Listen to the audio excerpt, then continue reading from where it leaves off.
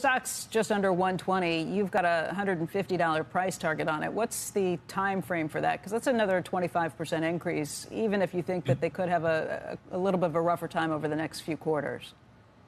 Yeah, look, it's a 12-month price target. And, I think that they have a very strong 12-month window ahead of us. The new products that they're shipping, Blackwell, are effectively accounted for through 2025. So, the question becomes kind of growth thereafter. And when that's the debate, it gets a little bit harder for the stock to work. For me, I like the stock best when there are these near-term issues that they're kind of working through, because I have a lot of faith in just how strong this business is. And so, you've seen this a couple of times now over the last year and a half. You saw lead times come down in the early part of this year. People sold the stock on that. When there was concern that Blackwell was almost too good and we'd have this kind of pause in Hopper sales, that drew down the stock. Then we had the delay. All those things sort of are great setups, because you're selling picks and shovels into a gold rush, and the strength of the gold rush is kind of the main thing here. It doesn't, the new products are really important, and I want to get them out, but it doesn't really change how good these numbers are. So for me, tactically, we've liked it better when you have these issues. You still have these questions overhanging the stock. So I'm not necessarily calling for 150 right away, but I think these are a good buying opportunity, these issues that have been dragging on the stock of late. Jim Cramer of Mad Money recently suggested that investors wait to sell stocks in order to wait for the market to recover after its current decline. The typical investor saw benefits from this technique, as evidenced by the Dow rising by 484 points, or 1.16%, and the Nasdaq growing by 1.16%. This result indicates that it was not the best decision to sell during Friday's fall. Last week, I told you to wait and not sell anything. I thought that once the suffering stopped, things would get better. With the Dow rising 484 points, or 1.16%, and the Nasdaq rising 1.16%, the average investor enjoyed gains. Although there may not be a complete rebound, this indicates that selling into Friday's decline wasn't the wisest course of action. Cramer claims that historically, an impending rate decrease by the Federal Reserve indicates a need to change investment approaches. Given that the Fed is shifting toward easing and that a rate decrease is anticipated the next week, Cramer advises investors to reevaluate owning recession-proof stocks. Rather, investors ought to focus on more cyclical businesses that stand to gain from economic expansion.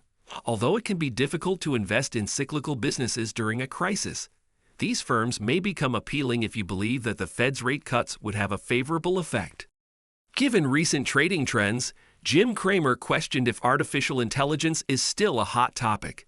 He cited the approximately 14% decline in AI-related equities over the previous 5 sessions, citing Nvidia Corporation as one of the major participants in the field and a familiar brand in his investment club. Nvidia's strong financial results and leadership in important fields like data centers and artificial intelligence, AI, lend credence to the company's optimistic outlook. Nvidia saw a 122% increase in revenue to $30 billion in Q2 FY 2025, compared to a 168% increase in net income to $16.6 billion. Due to the strong demand for Nvidia's cutting-edge Hopper GPUs, which are utilized in AI applications, data center revenue increased by 154% to $26.3 billion, which was the primary driver of this development. The impending Blackwell architecture from Nvidia, which is anticipated to increase revenue even further demonstrates the company's leadership in AI. The gaming industry fared well as well, seeing a 16% increase in revenue to $2.9 billion. This was made possible by the RTX GPU's dual functionality as gaming and AI jobs. Nvidia's $50 billion share repurchase program demonstrates their strong belief in future growth and demonstrates their commitment to provide value to shareholders. If you want to keep up with Nvidia's latest updates and keep up with the stock market latest news, you can subscribe to our investing tutorial channel as we post daily updates about the biggest changes and catalysts in the market. So click the subscribe button if you don't want to miss the newest market updates. Now back to today's video. What's pushing the momentum one direction or the other on the stock? Yeah, I think for me, the bigger surprise was what happened in the prior couple of weeks. The quarter was really good. They beat by $2 billion, which has never happened until Nvidia started doing it a year and a half ago. And I understand they're wrestling with these expectations issues.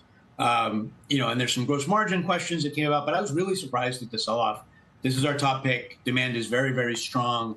And, at this point, focusing on the sort of product cycles and things like that, it's very important. We want to see the company execute to that.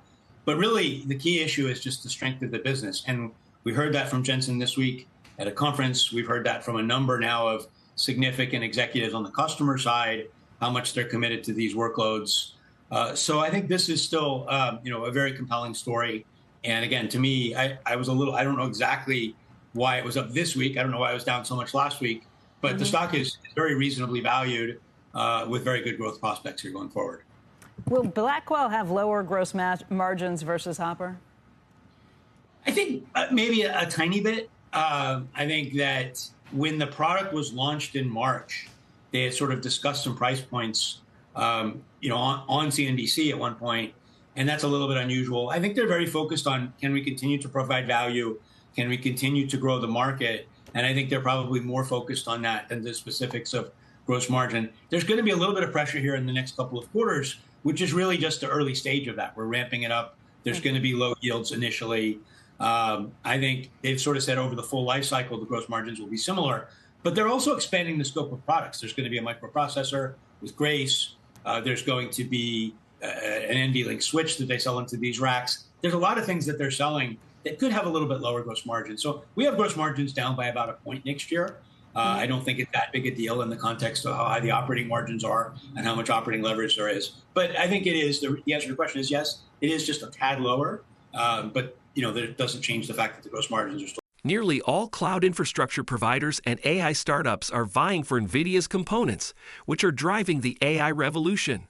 Elon Musk, the CEO of Tesla, has also tipped his hat to Nvidia, saying the firm must sustain its supply of Nvidia GPUs. Alphabet co-founder Larry Page reportedly stated he was willing to bankrupt the company to win the AI race. Stated differently, Nvidia's business should weather a recession because of the high demand for its products and the wealth of the corporations who purchase them. It appears that a significant economic downturn would be necessary to put a stop to the AI race. At a recent investor conference, Jensen Huang, the CEO of Nvidia, acknowledged this issue as well. At the Goldman Sachs Communacopia and Technology Conference, Huang was questioned about his top concerns. The majority of CEOs would likely respond with words like innovation, competition, or macroeconomics. Rather of delving into possible challenges to Nvidia, he took a different tack and stated, "There are a lot of people depending on us, and we have a lot of people on our shoulders. Due to the high demand, individuals get highly emotional when our components, technology, infrastructure, and software are delivered because it has a direct impact on their income. Their level of competition is immediately impacted. While most CEOs would be concerned about supply, Nvidia faces the opposite issue. It's still having trouble keeping up with the enormous demand for its parts over 2 years after ChatGPT first launched. Because Nvidia goods have become so valuable and the stakes in the AI race are so high, Huang is concerned about satisfying his customers and the pressure on his company to deliver. Investors are not treating Nvidia any differently than they do a regular semiconductor stock, despite the company's excellent position. They still think that the company is extremely vulnerable to the macroeconomic environment and potential recession based on price action. But given the current state of the market, the company's rapid revenue growth, and statements from prominent CEOs like Mark Zuckerberg of Meta Platforms, whom have stated that there is a greater risk of underinvesting in AI than overinvesting, it doesn't seem to be the case. Though they have other options, investors have no control over whether Nvidia declines in response to negative economic news. If Nvidia pulls back on recession fears, take advantage of the mismatch between the strength of the company and the stock's volatility and purchase the dip. So what does this really mean for Nvidia's stock? Let's find out, but first, if you made it this far into the video, thank you. These videos take a lot of effort and time to make, so if you enjoyed them, please hit the like button, subscribe to the channel. This goes a long way in helping us grow. That said, back to the video. Performing stock in the S&P 500 year to date, even as it was down about 30 points from its high. What happened to get this moribund stock roaring again? How about this? CEO Jensen Huang cleared up some questions that were lingering about the firm's supercomputer chip, Blackwell, which has been a source of speculation about botch execution, missed opportunities, and less reasonably, questions about the actual level of demand for AI hardware. In a market full of fabrications, Nvidia is the subject of more than its fair share, so Jensen decided to set things right. First, in his fireside chat with Goldman Sachs CEO David Solomon as part of the firm's Communicopia Plus Tech Conference, the man I call Da Vinci, because he is a modern-day Renaissance man, said that we aren't telling the story right. NVIDIA sits not only at the epicenter of the generative AI artificial intelligence move, but also dominates the accelerated computing business, where almost all the old, slower chips will need to be replaced by NVIDIA's GPUs. Two themes. Then he said something that sent the stock flying. For days, the bears and know-nothing bashers of NVIDIA have been saying that the company's revolutionary Blackwell chip was proving to be too hard to manufacture and may not be able to ship in volume in 2024. Not true. Listen to what Jensen said. Here we are ramping Blackwell, and it's in full production. We'll ship in Q4 and start scaling in Q4 and into next year. And the demand on it is so great, and everybody wants to be first. Yeah. And everybody wants to be most, and everybody wants to be, and so the intensity is really, really quite extraordinary. After dominating the stock market in the first half of the year, Nvidia's stock has since oscillated wildly based on seemingly insignificant news stories. It is uncommon to witness fluctuations in market value equivalent to $200 billion being added or subtracted in a single session. But that's the life of a stock valued at around $3 trillion.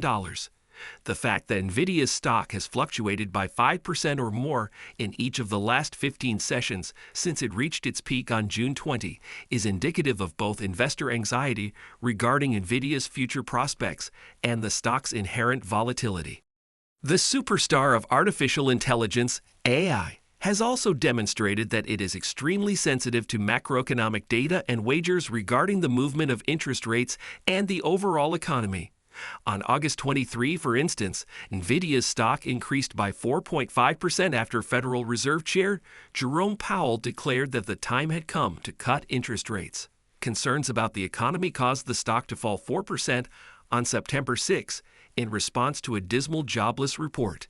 However, on September 11, the stock rose 8% as a lower-than-expected inflation report increased expectations of an interest rate dropped the following week. Nvidia is obviously sensitive to the state of the economy, and with the jobless rate rising and consumer demand weakening recently, predictions of a recession have put the stock in jeopardy. So how would a recession affect Nvidia? It's not as simple as you might assume to answer. The semiconductor industry has a very cyclical past. A new type of technology or the state of the economy can cause booms and busts in the need for chips, and inventory can swiftly move from a shortage to a surplus, affecting both price and demand.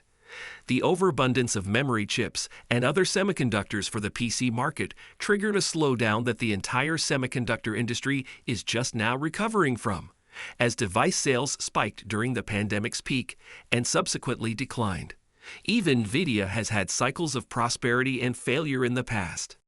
Due to the popularity of Nvidia's CPUs for cryptocurrency mining, the stock rose dramatically during the epidemic. However, as tech stocks entered a bear market and Bitcoin prices dropped, Nvidia's stock sank by almost 70% from its peak in 2021 to its lowest point in late 2022. In 2018 and 2019, the stock saw a similar cycle that saw a roughly 60% decline. Why Nvidia might do things differently this time? With sales more than tripling over the course of 4 quarters and profits skyrocketing as Nvidia's profit margins increased to more than 60%, the company has recently posted unheard of numbers.